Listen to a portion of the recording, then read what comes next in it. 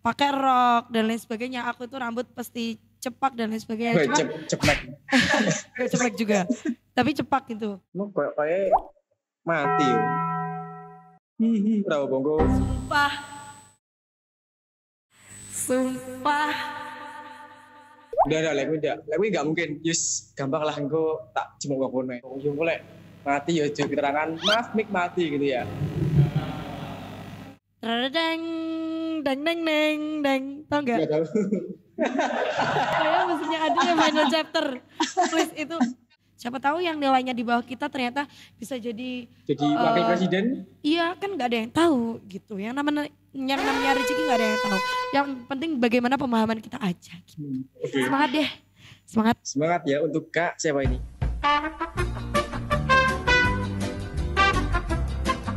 Assalamualaikum warahmatullahi wabarakatuh. Selamat siang teman-teman PAI dan teman-teman selain PAI semuanya.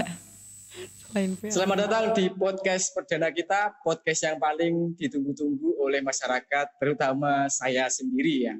Di podcast pertama pada hari ini, kita kedatangan bintang tamu spesial ya, bersama Mbak Delima, selaku Duta PAI tahun 2022 Mbak ya. Iya betul, 2022. Di sini kenapa saya senang banget bisa mengundang Mbak Delima, karena Mbak Delima ini saya dengar-dengar dia sudah sering diundang di podcast manapun, bener? Iya, kurang lebih. Kurang lebih betul. Berarti ini bukan pertama ya? Bukan, tapi ya nggak sesering itu juga. Podcast apa ngopi? Ya, di antara keduanya, ya podcast yang ngopi. Oke. Pertama-tama kita perkenalan dulu boleh dong? Nah kita kenalan mulai dari nama lengkap, kemudian asal, terus mungkin asal juga? Iya, mungkin sekolah sebelum sini di mana kan? Oke, boleh. Jadi perkenalkan teman-teman semuanya, aku Delima Putri, biasa dipanggil Delima. Aku alumni dari MAN 2 Tulungagung. MAN 2 Tulungagung ya? Iya, terus aku berasal dari Tulungagung di Kecamatan Sumber Gempol. Dan aku adalah mahasiswa PAI semester 5 yang dulu pernah menjabat menjadi Neng PAI tahun 2022. Oke, keren sekali ya. Kalau kita bicara tentang Mbak Delima Putri ini, pasti semuanya sudah terngiang-ngiang di kepala ya, bahwa orang ini itu pasti Neng. Maka dari itu di sini saya ingin mengobrol terlebih dahulu tentang apa nih? Gusning PAI di sini itu. Oke, boleh. Saya ini pengen memposisikan sebagai orang awam ya. Iya, boleh. Ning PAI itu apa? Kalau boleh tahu, atau Gusning PAI-nya itu apa? Oke, jadi Gusning PAI sendiri itu sebenarnya adalah duta atau ambasador dari PAI sendiri, dan di mana di sini tuh fungsinya mereka itu bagaimana mereka si duta ini bisa membranding PAI sehingga PAI itu bisa dikenal oleh masyarakat luas. Ibaratnya kayak role modelnya gitu loh dari PAI ini sendiri. Nah terus kenapa alasannya duta ini juga diikutkan ke HMPS? Nah karena kan kalau Gusning ini sebenarnya proker dari HMPS ya. Nah kalau untuk acara selanjutnya itu kan pasti akan ada pemilihan duta selanjutnya. Nah kalau nggak diikutkan ke HMPS nanti bagaimana si duta ini tahu alurnya pemilihan, terus tahu alurnya dari program kerjanya HMPS. Kan kalau nggak ikut HMPS jadi kurang tahu sama alurnya si HMPS sendiri. Jadi makanya kenapa si duta itu juga ikut HMPS biar tahu juga alurnya HMPS itu gimana, karena duta ini kan part dari HMPS sendiri gitu. Jadi kayak anaknya dari HMPS gitu loh. Oh, soalnya dulu aku ngirane duta itu lebih tinggi dari HMPS. Iya. Padahal anaknya ya sebenarnya. Sebenarnya kayak duta ini kan prokernya HMPS dulu. Terus setelah itu kenapa duta itu harus ikut HMPS? Karena kan biar tahu alurnya itu tadi. Alurnya si prokernya HMPS itu sendiri. Selain itu juga sebenarnya duta sama HMPS itu bekerja sama. Kalau dibilang anaknya juga ya bisa dibilang, cuma kayak kalau untuk perannya itu mereka nggak bisa berdiri sendiri gitu loh. Karena kan kalau dari dutanya sendiri itu mau apa-apa kan juga ikutnya HMPS. misal kayak mau ngadain proker dan lain sebagainya itu kan juga harus ikut HMPS gitu loh. Jadi kalau mau pecah sendiri itu ya agak susah juga dari berdirinya sendiri, perizinannya dan lain sebagainya. Makanya ngintilnya itu ke HMPS-nya itu. Terus Duta itu sampai apa jenenge berdirinya sejak kapan, Mbak? Kalau Duta itu sudah ada sejak kurang lebih tahun 2018 kalau nggak salah. Masih baru berarti? Iya masih baru. Terus, jadi masih berapa generasi gitu. Sebelumnya itu terus gimana berarti? Nggak ada Duta sama sekali? Iya sebelumnya nggak ada Duta. Jadi kayak awalnya itu gara-gara dari prodi lain itu juga mulai ada duta-duta gitu kan. Juga udah muncul duta-duta gitu. Akhirnya di tahun kurang lebih 2018 deh. Pokoknya sebelum COVID itu ada pemilihan duta. Setelah itu 2 kali pemilihan duta kalau nggak salah. Kalau nggak 1 kali ya 2 kali. Aku juga agak-agak lupa gitu. Terus setelah itu COVID itu kita nggak ada duta selama 1 tahun nggak ada duta. Terus ada duta lagi itu 2021. Jadi 2020 itu seingatku nggak ada duta. Jadi 2019 masih ada duta. 2020 itu masih vakum duta karena COVID kan nggak ada kegiatan perkuliahan itu ya. Terus baru ada lagi 2021. 2021 setelah itu 2022 angkatanku dan 23 sekarang udah 2024 gitu. Jadi tuanya masih baru. Tak kira itu karena prodinya sepuh ya paling tua. Iya. Jadi duta yang mengawal itu malah PAI ternyata bukan. Bukan. Jadi setauku itu karena mungkin dulu kan kalau duta FTIK udah dari lama ya, duta FTIK, duta kampus dan lain sebagainya. Kayaknya juga terinspirasi dari itu. Terus akhirnya dari tiap prodi di FTIK itu muncullah duta-duta gitu. Itulah salah satu aib dari PAI ya. Jadi betul. Mengadakan duta karena FOMO. betul. Bisa dibilang juga FOMO gitu karena kan ikut-ikut yang lain gitu. Aduh. Oke, ini tak sambil ngepot boleh ya? Kan ngopi-ngopi, tak sambil ngepot boleh ya? Boleh ya? Hah? Kan ngopi, Bro. Oke, lanjut ya. Nah, terus iki masih tentang duta ya. Jadi ya, boleh. Bisa di sini itu pengen jadi duta, malah jadi duta. Emangnya cat kecil itu punya bakat, punya minat ke role model, apa ke duta, apa sebenarnya kalau cerita dari masa kecil ya, aku tuh waktu kecil lebih ke tomboy. Seriusan. Aku waktu kecil lebih ke tomboy. Soalnya kayak aku tuh nggak suka kayak pakai rok dan lain sebagainya. Aku tuh rambut pasti cepak dan lain sebagainya. Cuma cepak. Gak cepak juga. Tapi cepak gitu. Terus karena orang tua aku takut kayak sebenarnya bukan orang tua, lebih ke ibuku yang takut kayak takutnya aku tomboynya kebablasan. Akhirnya aku dimasukin ke sekolah modeling. Sekolah apa? Sekolah modeling. Jadi aku ikut modeling. Ikut modeling pun aku juga jarang banget pakai baju yang feminin. Karena aku kayak kurang nyaman. Jadi kayak lebih ke style yang tomboy-tomboy gitu. Terus setelah itu mulai nyaman sama dunia modeling. Setelah mulai nyaman sama dunia modeling, ibuku takut lagi kalau aku terlalu feminim. Akhirnya aku masuk kayak ikut karate dan lain sebagainya, bela diri kayak gitu. Nah, kalau tarik balik dari kedutaan itu sebenarnya aku nggak ada passion ke duta gitu. Tapi passionku itu ngomong.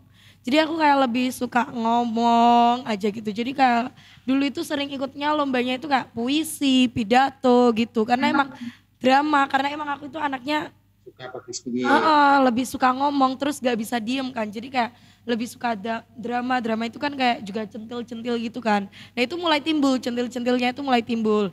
Terus setelah itu waktu masuk MAN itu ada pemilihan namanya Kakang Mbak Yu Manduta. Nah di situ kan juga kayak duta gitu ya, Kakang Mbak Yu Manduta. Di situ alhamdulillah aku yang terpilih jadi Kakang Mbak Yu Manduta tahun 2019 gitu. Jadi awal mulanya ikut duta itu ya karena itu. Terus setelah itu akhirnya tambah suka sama duta. Iya jadi kayak lebih kepacu gitu kayak pengen ikut duta-duta lainnya, pengen ikut duta yang di luar-luar sekolah. Tapi sebenarnya kalau dari Lubuk Hati Terdalam itu masih passionnya tuh lebih ke pidato. Jadi based on text gitu loh. Kan kalau pidato itu kan based on text terus dihafalkan baru ditampilin gitu ya, ditampilin senatural mungkin. Jadi kayak sebenarnya sebelum-sebelumnya itu lebih ke based on text, tapi kan kalau duta itu kan nggak based on text, tapi kayak dari pemikiran kita sendiri spontan gitu bagaimana gitu ya? Kayak spontan gitu ya. Jadi kayak kadang itu masih jadi kayak jadi tantangan tersendiri karena dari dulu itu kan kayak pidato, puisi itu kan based on text gitu loh. Jadi kalau buat spontan gitu jadi masih agak masih pengen mendalami ya. Terus akhirnya dari terpilihnya Kakang Mbak Yuman Duta itu aku ikut berbagai pemilihan duta-duta. Contohnya kayak sempat aku ikut pemilihan itu duta pariwisata itu Jatmiko Puspito di Tulungagung. Tapi belum rezekinya juga karena selain aku kurang materi saat itu, aku juga merasa kayak usiaku dan lain sebagainya dari tinggi badan itu juga kurang gitu. Terus aku juga pernah mengikuti pemilihan Duta Pemuda Kabupaten Tulungagung. Itu alhamdulillah bisa sampai ke finalis. Itu tahun 2020 kalau enggak 2021. Sekitar aku masih man itu. Masih man. Iya. Masih Covid kok itu. Tapi udah mulai ke new era. Jadi masih pakai masker tapi udah boleh berkegiatan di luar gitu. Itu Duta Pemuda, terus aku terakhir itu deh. Terakhir itu terus akhirnya aku ikut Gusning ini. Ikut Gusning, alhamdulillah rezekinya di sini, aku bisa jadi winner. Setelah itu aku masih ikut pemilihan lain kayak ikut Duta FTIK, Duta Kampus, tapi ternyata belum rezekinya di sana. Terus akhirnya dari situ sebenarnya banyak downnya sih, kayak orang kan lihatnya aku kayak winner Duta PAI tapi kok di Duta FTIK, di Duta Kampus kok gagal gitu. Tapi kan ya mau gimana karena emang belum rezeki juga dan mungkin memang dari juri itu masih banyak yang lebih baik dari aku, terus mungkin dari akunya sendiri kayak kurang pengetahuan dan lain sebagainya. Terus aku juga dapat omongan yang kayak kurang mengenakan, pastinya dan itu pasti ada gitu. Pernah, karena aku juga pernah misalkan punya ekspektasi tinggi gitu kan, terus gagal itu wah sakit kan, kayak down banget. Aku mikirnya kayak waktu gagal di Duta FTIK itu aku mikirnya kayak oh mungkin rezekiku siapa tahu di Duta Kampus gitu. Tapi ternyata di Duta Kampus pun juga masih belum rezeki. Jadi kayak setelah gagal satu kali terus gagal lagi tuh kayak 2 kali gagal dalam satu waktu di dalam 1 tahun yang sama gitu. Kayak langsung rasanya tuh ya Allah sakit banget. Terus ada lagi kayak omongan gitu kayak Del gagal lagi gitu, kayak kan makin down juga ya karena ada omongan gitu. Terus akhirnya dari situ kayak terus dari situ kan ditawarin buat jadi koordinator duta di HMPS, koordinator divisi duta. Di situ kadang ngerasa kayak nggak pantas karena soalnya aku kan cuma dari Gusning PAI, aku loh Duta FTIK gagal, Duta Kampus juga gagal. Apakah aku pantas untuk berada di sini untuk menjadi koordinator divisi kalau ini? Kalau gitu terus siapa jauhnya, ya kan? Iya, nah gitu. Terus tapi aku mikirnya juga, nah mereka kan adanya pemilihan ini, adanya ditunjuknya ini tuh karena mungkin mereka melihatnya dari passion dan lain sebagainya gitu. Jadi akhirnya aku kayak buat itu jadi kayak tantangan aku sendiri gitu loh. Kamu harus bisa loh. Gimana caranya kamu harus bisa menjadikan dirimu ini sebagai koordinator yang baik dan benar gitu. Terus akhirnya setelah dari situ adalah pemilihan ini yang baru aku ikutin ini. Kemarin. Iya, Duta Generasi Berencana. Juara kan? Juara. Iya, alhamdulillah dapat juara atribut, juara motivator gitu. Nah, di dunia duta, terutama yang kemarin tuh banyak duta genre Tulungagung ya. Iya, Duta genre. Itu ada gak faktor atau support seseorang di balik layar? Mungkin banyak. Orang tua, teman atau ya pasangan kan banyak. Jadi support itu paling utama pasti orang tua ya. Orang tua sebenarnya kayak dari awal itu alhamdulillah udah dapat izin, dapat restu dari orang tua. Selain itu juga ada orang terkasih juga, terus ada teman-teman deket aku kayak yang selalu support, kayak sering kan ya karena dapat omongan-omongan gak enak, terus kayak sudah pernah gagal juga, jadi kayak lebih jiwa pesimisnya itu pasti ada gitu loh. Aku kayak sering ngerasa kayak bisa nggak ya, kan ini kemarin aja setingkat FTIK, setingkat kampus aku gagal, ini setingkat Kabupaten Tulungagung gitu loh. Sekabupaten, aku apa bisa, apakah aku mampu gitu. Pasti pesimisnya itu ada, terus tapi dari mereka-mereka yang support itu kayak ngeyakinin bisa loh, kamu itu bisa loh.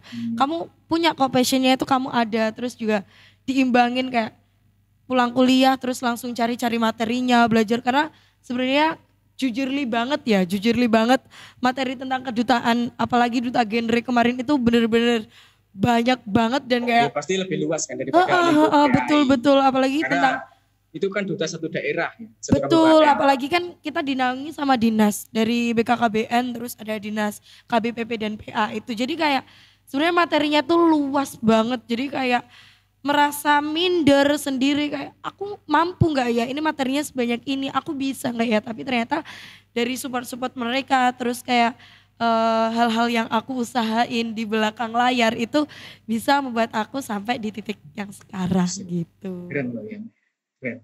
Nah tapi kan biasanya orang bisa berani di depan itu karena latihan. Kayak aku misalnya ya, aku dulu itu sebelum join organisasi, aku ada kamera saja langsung begini ya.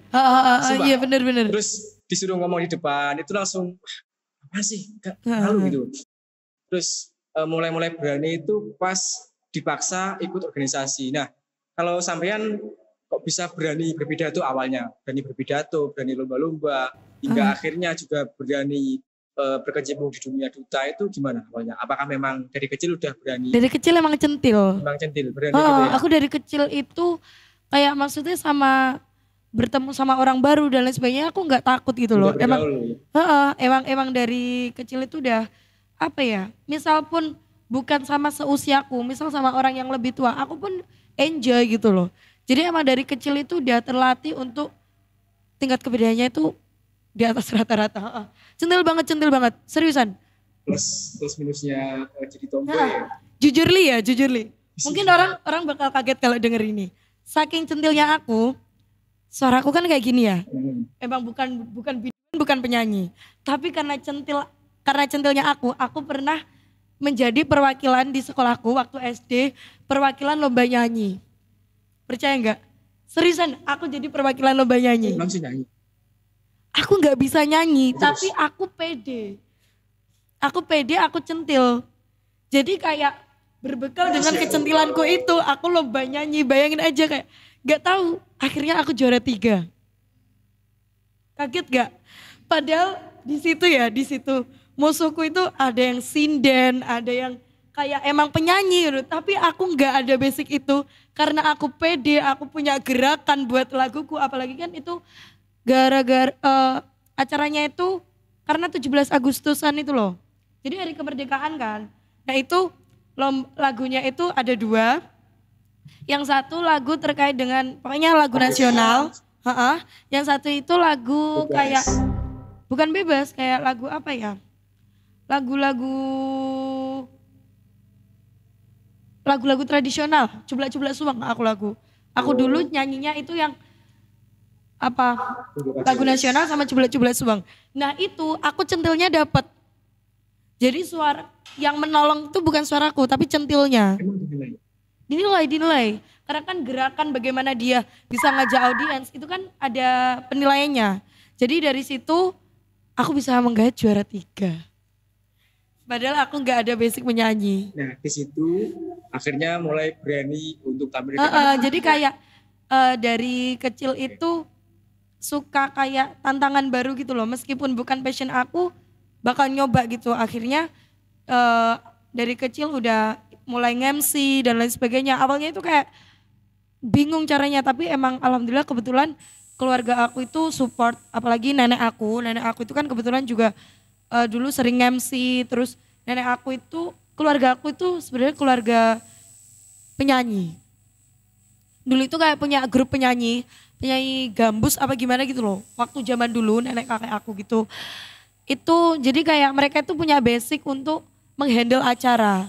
Nah dari situ aku dapat bekal dari nenekku. Misal kayak aku mau acara gitu, aku mau acara ini caranya yang MC gimana, pembawaannya harus gimana, itu ada support dari ibuku, dari nenekku gitu. Jadi sudah ada apa ya, bekal-bekal dari keturunan itu loh.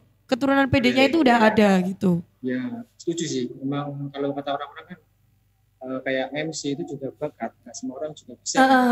Karena pembawaannya juga beda. Kalau orang yang nggak punya bakat MC itu pasti mungkin kurang menarik.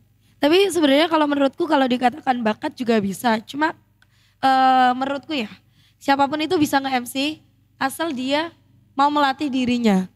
Kayak jangan pernah takut buat ambil job MC.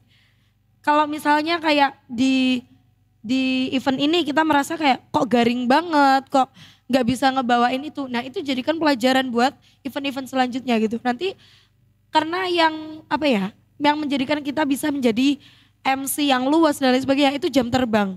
Kalau semakin banyak jam terbang kita itu semakin luas pembawaan kita buat ngehandle acara gitu. Jadi kan katanya bakat MC itu bisa dilatih ya. Iya. Nah terus kalau misalkan oprek Gusning lagi gitu ya. Nah itu dinilai nggak bakat-bakat MC? Ada, kita ada penilaian public speaking. Public speakingnya itu ada. Jadi misalkan dinilai yang lain itu plus, tapi dia dinilai tentang public speaking kurang, itu berarti bisa dilatih? Bisa. Sebenarnya kita kan juga di divisi duta itu ada proker yang namanya itu seminar public speaking. Jadi sebelum mereka itu melaju ke babak grand final, babak semifinal itu kita ada seminar public speaking ini sendiri. Jadi itu difungsikan biar nanti ketika siapapun dari mereka yang lolos ke babak grand final bahkan bisa lolos menjadi runner up ataupun winner di Gusning itu sudah mendapatkan bekal public speaking. Tinggal dilatih di jam terbang mereka gitu. Jadi sudah ada bekal kayak dari divisi kita itu sudah menyiapkan itu. Karena memang public speaking itu siapapun bisa asal mau dan mau melatih juga gitu. Siapapun bisa kok. Emang ya? Iya. Jadi dulu ya aku pas MC itu biasanya apa ya, misalkan terutama MC non formal ya. Pas di depan itu wah ini mau ngomong apa bingung gitu. Iya. Karena kurang jam terbang mungkin ya. Ya terus selain itu juga sebenarnya kalau MC non formal ya emang yang paling trik itu MC non formal sih kalau kataku. Kan kalau MC pembawaannya kudu asik kan. Harus asik, luas, terus gimana caranya bisa bikin audiens itu gak bosen kan. Tapi kalau partner MC-nya itu sefrekuensi kemudian juga asik, itu baru-baru enak. Iya kuncinya itu jadi juga kuncinya partner. memang di partnernya. Gitu. Tapi mau gimana pun partner, kalau komunikasi kita sama partner kita itu insya Allah bisa kok sefrekuensi. Jadi misal kayak mau nge-MC, aku saranin buat tektokan dulu sama partner MC-nya. Jadi biar bisa ngerti nih kayak jokes-jokes partner kita itu seperti apa gitu loh. Jadi nanti misal waktu di atas panggung kita itu udah tahu tektokannya itu harus seperti apa. Kita bisa menyesuaikan diri kita sama partner kita gitu. Gak bisa bro. Kadang-kadang kalau MC itu lihat aja dulu sama siapa. Wah kalau sama ini ya kalau dari hati bilang gak cocok ya udah gak bisa. Iya. Dulu aku gitu. Susah Pak. Dulu aku gitu tapi susah, terus Pak. Aku juga buat teman-teman juga ya, kalau merasa kayak udah sering jam terbangnya udah gede dan lain sebagainya, jangan pernah malu untuk belajar ke orang lain. Karena itu apa ya, kadang kita ngerasa kayak aku lo udah bisa dan lain sebagainya, tapi ternyata dari sudut pandang orang lain itu masih ada kurangnya gitu loh. Jadi jangan pernah takut untuk belajar ke orang lain. Kayak aku juga, aku masih sering kok belajar ke orang lain, kayak dapat ilmunya dari orang lain. Dulu aku juga gitu kayak, misal aku nggak cocok sama partnernya, nggak jalan ya acara. Pasti aku mindsetnya gitu. Tapi seiring berjalannya waktu, aku belajar dari banyak orang, dari MC yang mentor. Itu aku belajar dari mereka kayak jangan jadikan partner itu sebagai acuan suksesnya acara apa enggak. Tapi bagaimana komunikasi kalian ke partner kalian. Kalau komunikasinya baik, tektokannya baik, kita bisa tahu kayak kuncinya itu di komunikasinya. Misal kayak aku sama kamu nge-MC ya, kita cari titik temunya itu di mana gitu loh. kamu itu sifatnya gimana, aku itu sifatnya gimana. Jadi saling tahu. Dibule ya itu temunya. Betul. Jadi kita cari apa ya namanya? Kayak cari kuncinya gitu loh. Yeah. Cari kuncinya biar tahu sifatnya satu sama lain. Terus nanti mungkin kayak tiktokannya yang bikin gak sakit hati itu gimana, yang bikin ketawa bareng itu yang dimana itu dicari. Nah jadi sebelum nge-MC tuh pastikan tiktokannya itu bener dulu. Gitu. Gokil ya sih. Bentar, ini cek dulu. Ki, man gak sih? Man ya?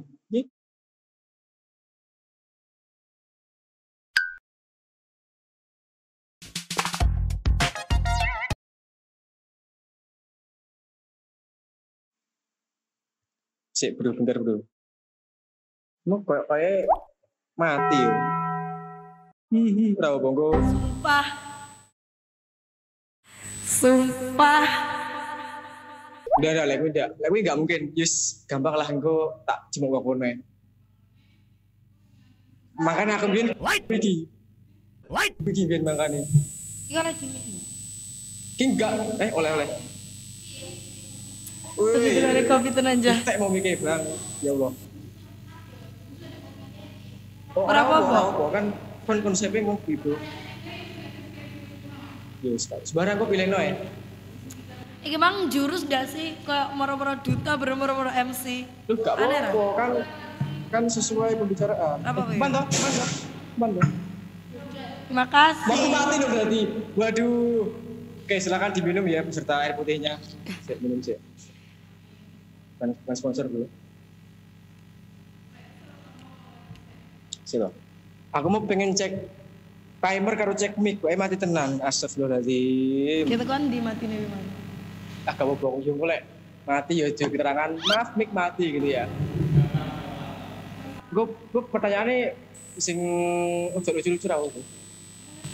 Sing ini lucu. Apa? Apa? Apa pertanyaannya apa?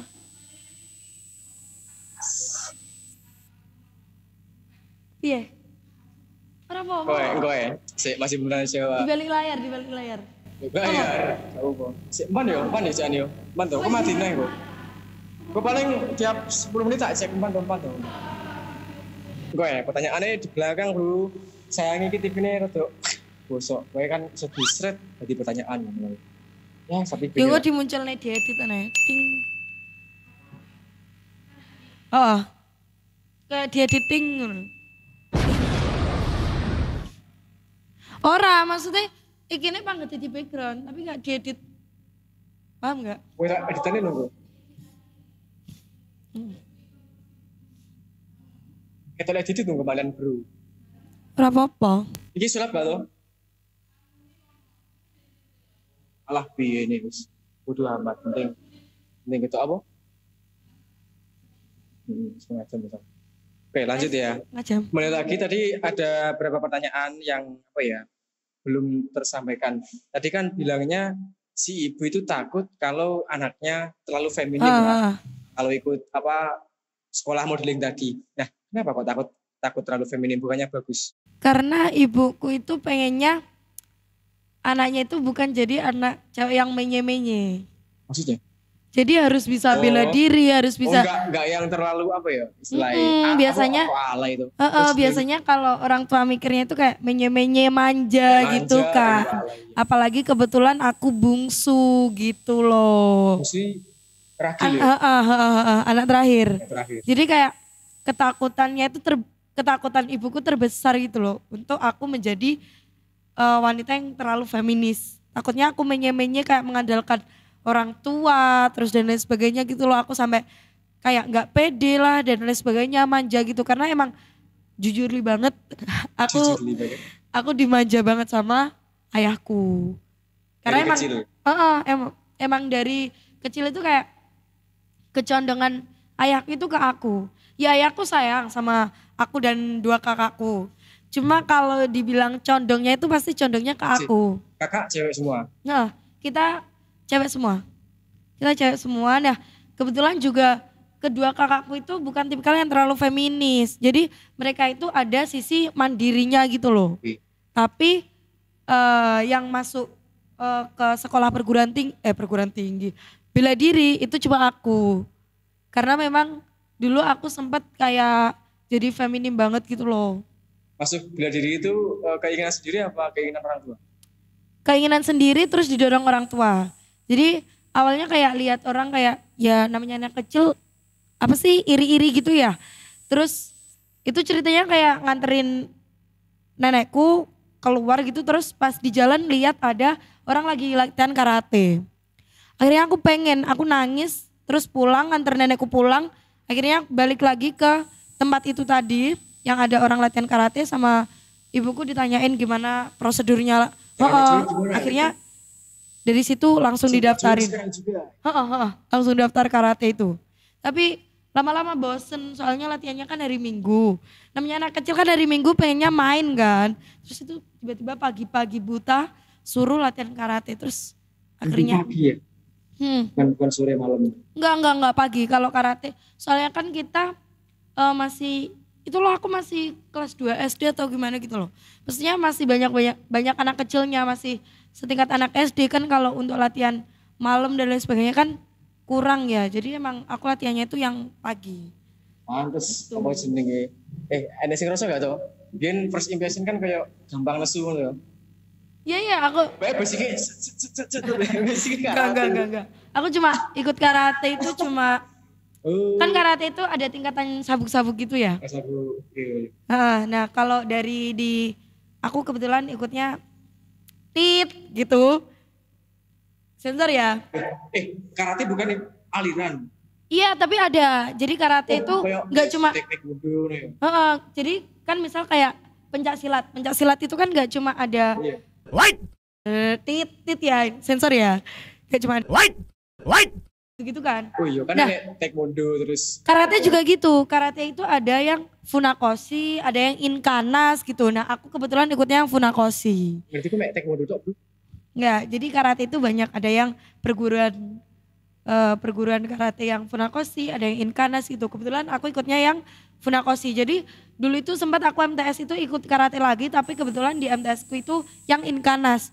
Nah aku dulu udah pernah ikut funakoshi itu harus dipastikan kalau benar-benar aku udah keluar dari funakoshi. Karena kalau ada itu pasti crash. Jadi kayak sebelah ya? Tapi crashnya nggak kayak gitu. Nggak kayak sebelah, nggak se-anarkis sebelah. Kalau karate itu crashnya itu kayak meneng-menengan. Apa ya bahasanya kayak sewot. Mungkin kayak gengsi-gengsian toh ya? Jadi nggak sing sampai tawuran itu enggak. Kalau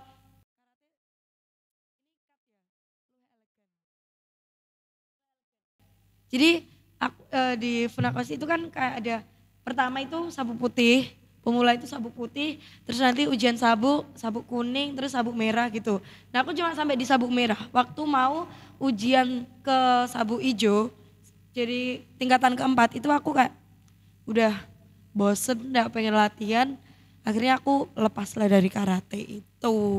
Jadi cuma sampai sabuk merah. Gak ketebak ya. Kecilnya karate, terus ikut lomba-lomba pidato, terus jadi duta. Gitu. Dan sekarang aku pengennya itu masuk ke modeling lagi. Tapi sama ibu tidak direstui. Kenapa? Karena takutnya itu kalau di dunia modeling nanti terlanjur nyaman itu dipaksa untuk lepas hijab. Gitu. Kan ada kan ya model yang pakai hijab. Ada. Ya, tapi kan nggak pakai hijab. Memang ada yang pakai hijab, tapi kayak ketakutan orang tua gimana sih kan ya juga zamannya kan udah makin kesini kan makin gimana gitu loh, ketakutan orang tua aku tersendiri sih kayak takutnya nanti terbawa arus gitu loh. Terbawa arus, oke. Takutnya kayak gara-gara apa ya, udah ngerti uangnya gede, apalagi kalau nggak pakai hijab uangnya pakai gede karena jobnya itu kesana kesini kan banyak ya, kalau nggak pakai hijab itu jobnya lebih banyak karena dia bisa pakai hijab, dia bisa nggak pakai hijab. Emang iya sih nggak pakai hijab malah lebih besar. Iya kan, jobnya kan lebih banyak. Nah takutnya orang tua aku tergiur sama itu. Terus akhirnya nanti aku terpaksa lepas hijab dan sebagainya. Nah itu makanya sama orang tua aku nggak apa-apa ikut duta-duta tapi jangan kembali ke dunia modeling. Kalau mau ikut dunia modeling ya enggak apa-apa asal agamanya dikuatin lagi gitu. Den, tugasmu Den. Saya wis halal. Berarti melu modeling ya insya Allah. Pertanyaan terakhir ya. di dunia role model atau dunia kita mungkin ya, siapa kiblatnya? Atau apa ya, seseorang yang diidolakan? Sebenarnya kalau Ivan Gunawan atau siapa kan bisanya kan gitu. Oke. Kalau tahu Kimi Jayanti. Kimi Jayanti itu jadi model Indonesia. Nah, aku sebenarnya kalau untuk apa ya? Untuk kiblat itu sendiri nggak ada yang pasti gitu loh. Kayak waktu ada Putri Indonesia tahun berapa ya? Itu yang dari Jawa Timur, Ayu Maulida. Itu juga salah satu kiblat. Cuma kalau dari dunia modeling, pose, terus apa ya? PD-nya itu aku lebih ke Kimi Jayanti. Sing modeling mau beda kambe Miss Indonesia gitu. Kalau Kimi Jayanti itu lebih, dia tuh punya kayak sekolah modeling gitu loh. Jadi memang dia itu model Indonesia. Dulu seingatku juga pernah ikut ajang pageant kayak gitu. Cuma apa ya, aku kurang tahu pageantnya apa aja. Terus dia mendirikan sekolah modeling gitu. Terus kayak sering juga jadi judges waktu kayak, kalau tahu ada itu di Net TV ada Indonesian Next Top Model. Tahu nggak? IMTM. Nah itu Kimi Jayanti itu sering jadi salah satu judgesnya di sana dan kayak memang apa ya, dia itu kayak kalau misal jadi judges waktu ngejudging itu bener-bener kasih masukannya itu membangun gitu loh. Jadi aku kayak suka kayak bisa tak manfaatin juga meskipun aku nggak pernah ketemu beliau, aku bisa motivasinya bisa dirasakan. Bener, jadi pelajarannya itu bisa nyampe gitu. Jadi yang jadi patokan aku itu Kimi Jayanti, kayak gimana cara jalannya di runway, terus gimana cara pose yang baik dan benar, itu aku dari Kimi Jayanti itu. Oke, sekarang kita akan masuk ke sesi pertanyaan. Durasi mau wis 40 menitan yuk. Kameramen, durasi ini wis 40 menit yuk. Oke. Sing ditekone mau? Sing teko Instagram. Dilo ndelok. Ya lagi. Ndi sih? Situ. Loh, komen lho Romean. Oh, telu. Oke. Ini ada pertanyaan dari beberapa follower Instagram ya. Yang pertama, adakah momen yang membuat Kak Delima merasa wah, terharu, bangga, dan bahagia? Ada. Pasti ada, kayak... Ini konteksnya apa? Konteksnya Dek Duta apa konteksnya apa nih? Dek Duta apa di kehidupanku? Romantik Dua-duanya. Ada. Kalau pertama apa sih Duta? Kalau di Duta ya ketika aku bisa menjuarai suatu ajang pemilihan itu. Contohnya kayak kemarin di Duta Genre, alhamdulillah aku bisa menjuarai jadi juara motivator. Itu ada apa ya, kesenangan tersendiri, terus lelah, letih, tangis yang ada di balik layar itu kayak merasa terbayarkan gitu loh. Karena kan orang gak ada yang tahu gimana perjalanan aku sampai di titik itu. Aku yang menerjang hujan, aku yang sakit tetap berangkat, terus aku yang apa ya, habis pulang misal kayak pulang karantina atau pulang dari kegiatan serangkaian pemilihan itu, terus aku langsung kerja dan lain sebagainya. Itu kan orang nggak ada yang tahu ya.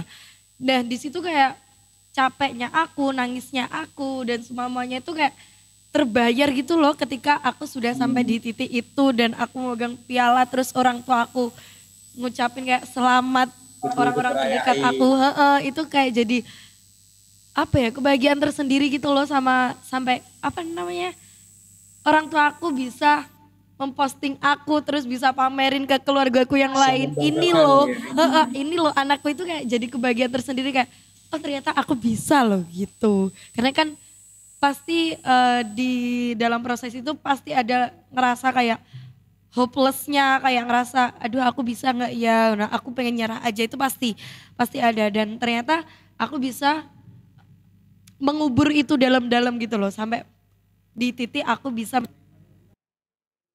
Di Duta Genre kemarin itu memang ada pemberdayaannya. Apa ada pelatihannya di sana?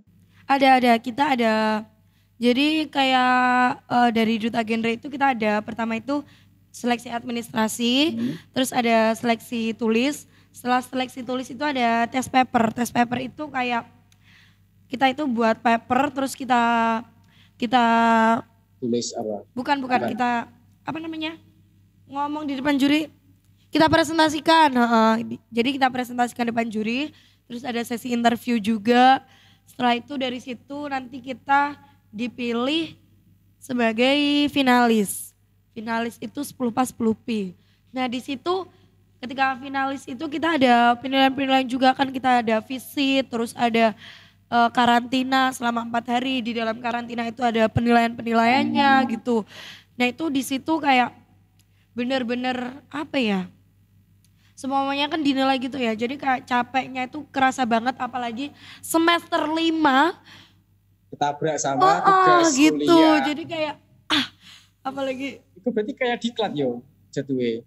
Iya benar-benar. Kan Selama 4 hari. Kan dinilai di karantina. Iya benar. Jadi tiap gerak kita itu dinilai gitu loh. Gitu. Jadi kayak apa ya? Benar-benar selama pemilihan itu, terus juga kan kemarin waktu selama pemilihan itu barengan sama UAS. UAS semester 5. Itu adalah salah satu UAS semester yang paling mematikan. Jadi kayak ketabrak, belum juga nanti kerja. Jadi di rumah itu cuma tinggal nangisnya doang. Gitu. Bener secapek itu, gengs. Nah, terus katanya kan juga nyambi kerja ya istilahnya. Memang kerjanya apa sekarang, Kak? Kerjanya kebetulan aku kalau di di lembaga pendidikan itu aku jadi salah satu tenaga pengajar, ada di udah menjadi guru. Lebih ke pembina. Pembina. Pembina, Pramuka? Jadi ekstra, ada pramuka, ada juga kalau pramuka itu ada di 3 instansi. Terus ada di 1 instansi lagi itu aku jadi pembina pidato. Gitu. Itu kalau di instansi kelembagaan gitu ya. Itu terus kalau yang di luar itu aku jadi host live jualan gitu. Di Shopee TikTok. Gitu, silakan komen-komen di bawah mau dibantu skill etalase berapa. Shopee TikTok gitu. Terus, jadi ya berarti cukup banyak ya manfaatnya. Misalkan kita ikut-ikut ini itu kayak ikut duta. Jadi public speaking itu semanfaat itu. Bisa mengasah public speaking. Kemudian kan nanti kita juga bisa amalkan ke juga kebetulan luar, ini kan? Freelance MC juga, jadi kayak juga ada gitu kan. Kalau MC kan juga tergantung kegiatannya ya. Jadi kayak nggak selalu ada gitu, tergantung jobnya terus yang ngundang. Tapi kalau gitu kan kaitannya dengan networking kan. Gimana? Kan kalau kita misalkan kita punya bakat MC, punya bakat pidato. Nah, kalau kita mau latih MC ngelatih pidato kan di luar kita pastinya juga perlu yang namanya networking atau link sama orang-orang. Iya. Jadi kebetulan kamu ini juga punya channel banyak di luar.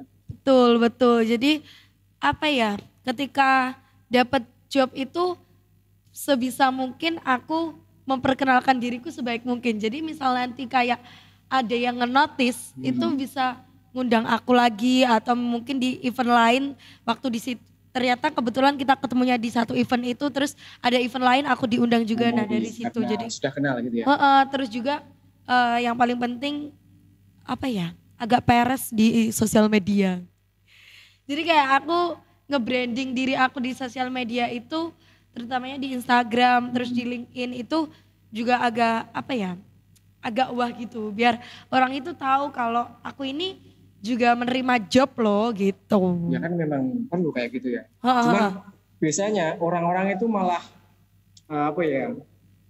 malu. Bukan malu sih. Kalau misalkan kita memberi diri di sosmed, teman kita biasanya yang komen. Haters. Iya pasti ada. So artis banget gitu kan. Bener. Padahal itu juga perlu. Pasti ada. Nah, ya udah kayak gimana ya, kan kita branding juga buat diri kita sendiri, buat kita buat pandangan kita ke klien gitu ya. Kalau untuk masalah haters ya terserah gitu. Karena haters juga haters itu kalau diambil sisi positifnya itu sebenarnya bisa buat membangun diri kita jauh lebih baik. Tapi kalau kita ngambilnya apa ya, kayak dijadikan acuan kayak oh ternyata aku begini ya, oh ternyata itu malah itu malah salah, bikin kita down, bener. Jadi kalau ada orang kayak gitu ya udah terserah pandangan mereka, yang penting kita pede aja dulu. Karena sejujurnya fun fact ya, aku pernah ada yang ngejudge kayak gitu, terus gak lama gitu dia tanya infoloker ke aku. Jadi kayak lucu aja gitu, kemarin ngejudge sekarang cari infoloker gitu. Oke, ya. Buat teman-teman yang sering bilang bahwa ngopi gak perlu ya, yang perlu adalah pulang kuliah terus pulang tidur, itu salah ya. Jadi kita kalau bisa itu di luar terus mencari relasi ya. Relasi itu kayak sepenting itu coy. Sepenting itu kan. Bener. Apa ya, manfaatnya itu emang bener-bener segede itu, karena gimana ya sekarang kayak infoloker dan lain sebagainya, kalau nggak ada relasi kan juga susah kalau gitu loh. Walaupun kita pintar, kita punya bakat, tapi kan kalau kita ada orang dalam istilahnya, betul banget. Susah apalagi sekarang itu dari CV itu kan juga dilihat kayak seberapa banyak apa ya pengalaman kita di keorganisasian dan lain sebagainya. Kalau kita cuma jadi mahasiswa yang kupu-kupu itu kayak menurut aku mending sekarang dirubah deh. Gitu. Ya. Oke, jadi itu tadi pertama momen yang wah ya, yang wah bikin bahagia dari dunia duta. Terus yang kedua apalagi tadi? Kalau yang di kehidupan aku sendiri, ketika aku bisa achieve kayak hal-hal yang menjadi mimpi orang tua aku dan menjadi mimpi aku. Misal kayak aku bisa di akademiku bisa sesuai dengan apa yang diharapkan orang tua aku. Nilai aku bisa tinggi dan lain sebagainya, aku bisa achieve itu semua, itu jadi kebanggaan tersendiri buat aku ya. Kembalinya ke orang tua yang bisa bangga punya aku gitu loh. Aku merasa kayak oh ternyata ada loh manfaatku ini sebagai anak gitu loh. Terus kalau yang bagi diri aku sendiri, ketika dimana aku bisa achieve kayak misalnya beli barang-barang mahal dan lain sebagainya dari hasil kerja keras aku. Itu kayak jadi kebahagiaan tersendiri gitu loh, kayak self reward aku. Seperti itu. Ini menarik nih, karena kan kebanyakan orang ya kalau di mungkin TikTok gitu, kan banyak yang bilang kalau kita menuruti semua keinginan dari orang tua itu kan dibilangnya kita ini bukan robotnya orang tua. Nah itu gimana pandangannya? Kalau dari aku sebenarnya nggak ada yang salah sih ketika kita punya mimpi yang bertentangan sama mimpi orang tua. Tapi baliknya ke ridhonya orang tua. Ridhonya orang tua. Karena ini ada sedikit pengalaman nih terkait dengan ridho orang tua. Aku pernah punya mimpi yang dimana mimpi itu ternyata aku berhasil bisa mencapai itu. Tapi ternyata orang tua aku nggak meridhoi aku untuk melanjutkan mimpi itu. Setelah itu aku kayak pasti berontak, kecewa, nangis, marah sama orang tua itu pasti ada. Terus aku kayak setelah itu mau tidak mau kan aku juga karena sebagai anak aku merasa juga aku masih dibiayai orang tua dan lain sebagainya, akhirnya mau gak mau nurutlah kemauan orang tua. Nah dari situ ketika aku nurut kemauan orang tua aku, ternyata aku bisa achieve banyak hal yang di luar ekspektasi aku. Gitu, jadi kayak misal contohnya itu waktu aku kuliah ini, dulu aku pengennya di univ lain, aku bisa, ya aku bisa lolos di sana, tapi ternyata orang tua nggak meridhoi, akhirnya aku di sini, dan ternyata di sini aku banyak banget achieve banyak hal, contohnya kayak winner jadi neng PAI ini, terus aku bisa jadi duta genre motivator juga di tahun ini, terus aku bisa achieve banyak pekerjaan, aku bisa apa ya, aku bisa jadi diri aku saat ini. Belum tentu kalau aku waktu itu memaksakan mimpi aku bisa achieve semua ini. Jadi sekarang itu kayak yang apa ya, yang jadi bikin aku legowo itu kayak oh iya ya, ternyata ini loh yang disiapkan Allah itu buat kita kalau kita bisa mencapai ridhonya orang tua gitu loh. Jadi kan nggak salah kan ya kita nurutin kemauan orang tua. Nggak salah selagi. Kalau ada standar TikTok yang bilang kita bukan robot manusia, itu berarti mereka yang salah kan? Ya sebenarnya boleh kok kita berontak asalkan kita punya apa ya, bisa tanggung jawab dengan apa yang kita berontak gitu loh. Misal kayak kalau kita pengen berontak karena kita merasa ini lebih pas gitu buat kita, ya kita harus tanggung jawab sama keputusan kita. Karena mau gimana pun orang tua itu selagi kita belum menikah dan lain sebagainya itu kan juga ada masih punya kontrol buat anaknya gitu loh. Jadi nggak ada salahnya juga kok orang tua itu ngontrol kita. Tapi baliknya ke tanggung jawab kita gitu. Tapi memang yang lebih bagus itu kita lurus sama orang tua saja ya. Karena tadi kan sesuai pengalaman. Karena saya juga pernah dulu pengen kuliah di luar di Malang, ambil IT, nggak boleh kan. Disuruh di sini. Nah akhirnya di sini malah dapat banyak pengalaman kayak di musik-musik. Iya benar. MBS. Nah, ternyata memang kalau kita nurut sama orang tua kayaknya ada alasan sendiri. Sebenarnya bukan nurut tapi lebih cari keridhonya orang tua. Iya. Misal kayak kita pengennya sama jalan kita sendiri, kayak sama keputusan kita sendiri, pastikan keputusan kita itu juga dapat ridhonya orang tua gitu loh. Gitu. Jadi kuncinya ridho orang tua. Dan kalau misal kita itu tadi kayak kita kan akhirnya nurut orang tua itu pasti ada kata Witeng Tresna jalaran saka kulino. Karena jujur banget sekarang aku sudah mulai jatuh cinta dengan PAI UIN 1 gitu. Wih, PAI sudah PAI. Parah sudah mulai jatuh cinta sama HMPS-nya, sama lingkungan PAI ini. Malah orang-orang itu masuk ke masuk ke PAI kan mereka untung kayak batin, wah beruntung aku bisa kepilih di PAI, kalau aku enggak dulu. Ngapain masuk PAI? Iya dulu aku punya pemikiran seperti itu. Jujur punya pemikiran seperti itu. Cuma setelah dijalani dengan enjoy dan ternyata aku bisa achieve itu semua, kayak sekarang aku sudah jatuh cinta. Kalau dipikir-pikir kan ya udah unggul kan ya. Bener.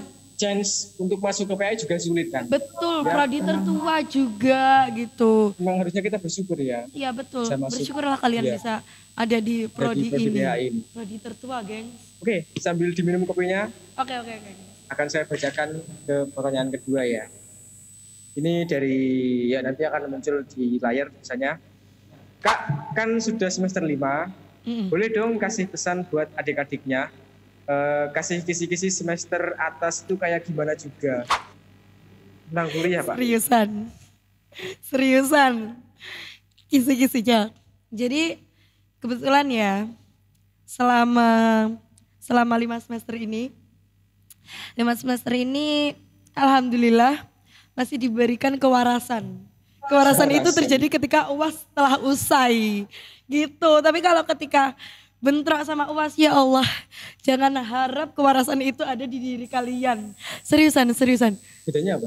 Semester 3. Kalau semester 1, 2, semester 2, 1, 2 itu aku kayak masih, ternyata kuliah se-enjoy ini. Gitu kan. Sesantai itu. Aku kayak, gitu kan. Aku sempet banget ngomong ke orang tuaku, ke keluargaku kayak, apa sih aku malah luwes seneng kuliah loh kayak daripada aku SMA, karena SMA itu kan teori paten gitu kan, harus kalau misal pertanyaan A jawabannya A, pertanyaan B jawabannya B, tapi kan kalau kuliah kan kita lebih ke bagaimana pendapat Anda, bagaimana tanggapan Anda gitu kan. Jadi kayak gitu. Jadi sama buku. Betul. Nah, di situ aku ngerasa nyaman karena aku bisa berekspresi dengan pemahaman aku sendiri gitu. Semester 1 2. Semester 3 4 mulai penjurusan bagaimana cara menjadi guru yang baik dan benar. Terus bagaimana cara pengelolaan di kelas dan lain sebagainya gitu ya. Bagaimana cara kita menyesuaikan kurikulum dengan murid dan lain sebagainya. Itu kayak mulai kayak ya Allah, ternyata jadi guru gak semudah itu. Terus siapa yang bilang kayak, oh kamu anak pendidikan ya, oh jadi guru itu mudah. Please, jadi guru gak semudah itu coy, seriusan. Belum yang nanti tapi nyusun. Kan gaji tetap terus ya itulah gaji tetap, gaji pokok sudah ada kan enak. Belum ngurus RPS. Cara nanti gimana modul ajar itu bisa sesuai dengan murid-murid kita yang memiliki berbagai kepribadian, yang ada yang mungkin dia bisanya menangkap pembelajaran itu dengan game, ada yang bisanya dengan pembelajaran yang serius, ada yang bisanya itu nangkapnya dengan belajar mandiri, ada yang bisa nangkapnya harus dijelasin. Juga ya. Nah, Kalah. nggak kurikulum merdeka sih sebenarnya, kayak setiap anak itu kan pasti gaya belajarnya itu beda-beda. Nah bagaimana kita bisa, kalau jadi guru kan bagaimana kita itu bisa satu guru menyesuaikan banyak gaya belajar yang berbeda-beda itu loh. Jadi kayak tips and tricksnya buat teman-teman semuanya, jangan di apa ya, nangis aja. Kalau emang pengen nangis, nangis aja, jangan dipendem. Terus enjoy the process. Karena nanti kalau kalian udah selesai UAS, itu pasti kalian bakal puter musik Adele, musiknya Adele yang final chapter itu loh. Deng deng deng deng deng, tau nggak? Nggak tahu. Kayak musiknya Adele yang final chapter. Please itu kalau nggak gitu, Adele bro. kalau nggak gitu sound yang itu loh. War is over. Itu adalah musik kebangsaanku ketika selesai UAS. Nggak tahu juga. Aku nggak duit TikTok. Sumpah ada. Sumpah. Sumpah. Ada kan, ngerti kan? Itu Ngerti kan? duit TikTok kan? Iya, lagunya Aku nggak Adele. duit TikTok kok, nggak ngerti lah. Instrumen lagunya Adele apa ya judulnya? Salah satu lagunya Adele. Itu biasanya digunakan kalau final chapter gitu. Nah itu biasanya terputar ketika selesai Sumpah UAS. bro, gak ada TikTok belas loh, gak duit TikTok aku. Duh, hari gini gak ada TikTok, kamu ngapain aja bro? Standar haram bro. Jadi buat teman-teman, Intinya buat adik-adik, jangan terlalu intinya, berharap ya. bukan, lebih ke gini, jangan dipikirin terlalu berat ya. Sama Namanya- jangan dianggap remeh. Jangan dianggap remeh. Terus yang terpenting let it flow aja deh. Let it flow. Let it flow aja deh. Pasti kalau di aku pas kayak ketika aku nangis tuh aku cuma berharap gini, ya Allah ini pasti usai kok. Ya Allah ini pasti usai. Dan ternyata ketika udah UAS gitu kayak bener-bener ya Allah alhamdulillah. Ternyata aku bisa loh, ternyata aku mampu gitu. Jadi tangis-tangismu itu terbayar. Dan kalau misal ternyata nilai atau IPK kamu tidak sesuai ekspektasi, gak apa-apa banget. Gak apa-apa banget karena yang namanya tugas itu gak harus sempurna. Tapi yang penting selesai gitu. Kan yang penting pemahaman kita, bukan nilai kita, tapi yang penting pemahaman kita. Nilai Karena belum hanyalah tentu angka ya. betul, karena belum tentu kalau nilai kita bagus saat ini nanti kita bisa jadi manajer, belum tentu loh. Siapa tahu yang nilainya di bawah kita ternyata bisa jadi Wakil presiden. Iya kan nggak ada yang tahu gitu. Yang namanya rezeki nggak ada yang tahu. Yang penting bagaimana pemahaman kita aja. Gitu. Oke. Semangat deh, semangat. Semangat ya untuk Kak siapa ini? Alwi Fala. Gitu, kira-kira. Kita next ke pertanyaan terakhir. Bener kan terakhir kan ini? Terakhir kan? 3 ini. Bagaimana cara nemuin passionnya? Apakah dari arahan keluarga atau pure nemuin sendiri? Oh iya, tadi belum dibahas ya. Belum. Jadi Nemuin passion atau bakat? kalau dari aku awalnya ya itu tadi karena banyak chance, banyak kesempatan itu ambil aja semuanya. Nah dari situ nanti kita nemu titik nyamannya kita. Tapi kan banyak orang yang bilang gini, kita mending fokus ke satu bidang dulu. Kalau mahir kita baru bisa pindah ke bidang lain. Daripada kita lakuin semua bidang, tapi kita hanya punya ilmunya setengah-setengah, itu gimana pendapatnya? Kalau aku itu tadi, kalau tiap ada kesempatan ambil aja dulu. Kalau misal memang kita lagi di proses mencari. Itu setiap ada kesempatan ambil aja dulu. Nanti ketika kita udah nyaman, kayak misal kayak aku ini udah nyaman di bidang kayak kedutaan gini, udah fokusin aja itu. Misal kayak aku public speaking gini, aku nyamannya sama dunia public speaking. Aku nggak bisa ternyata di dunia nyanyi dan lain sebagainya itu. Kan aku sempet tuh ngambil kesempatan buat ikut lomba nyanyi dan lain sebagainya. Itu semuanya dicoba aja dulu. Nanti kita kan bakal ketemu titik nyaman kita gitu loh. Nah ketika kita udah temu titik nyaman kita, udah fokusin aja itu gitu. Latih aja, asah terus di bagian itunya. Di bagian titik nyamannya kita itu. Jadi nanti kita bisa merasakan yang namanya hobi itu bisa menjadi uang. Karena emang hobi aku itu ngomong dan alhamdulillah sekarang berkat ngomong aku ini, berkat PD aku, centilnya aku, terus aku yang hobi ngomong gak ada hentinya, gak ada titik komanya ini, itu bisa menjadi cuan untukku saat ini gitu. Kebetulan kan alhamdulillah semua pekerjaanku itu basicnya ngomong semua gitu. Semua ya. Betul. Terus ngomong-ngomong masalah menemuin passion kan. Memang ini relate karena dulu aku pas kecil itu passionku ke olahraga kan. Cuman pas kecil aku pernah jatuh sini, akhirnya kan cedera. Nah di situ aku pindah passion, mulai belajar ke IT, ya kan. Nah sampai kemarin mau kuliah IT kan nggak boleh, akhirnya udah pupus harapan kan. Betul, Jadi betul. di sini mulai belajar musik lagi. Ya memang saya mungkin setuju sih kalau ada chance, ada kesempatan, penting langsung kita jalani dan. Iya, ambil aja dulu. Dulu sebenarnya aku waktu kecil itu sering kok diikutin lomba kayak atletis gitu, lomba lari lah, lomba apalah, intinya juga dari orang tua pun juga dulu waktu aku ikut karate itu pengennya aku juga jadi atlet karate dan lain sebagainya. Tapi kan ternyata aku merasa bukan situ, bukan di sana passionku. Jadi kak aku tuh nemunya titik nyamanku itu di sini. Jadi kalau ketika ada kesempatan ambil aja dulu gitu loh. Jadi itu kan bisa buat cerita kita kayak gini gitu loh, bisa buat cerita kita. Misalkan orang tua nggak setuju. Nggak setuju gimana? Kalau kita pengen, kita minat ke ini, terus orang tua nggak setuju gimana?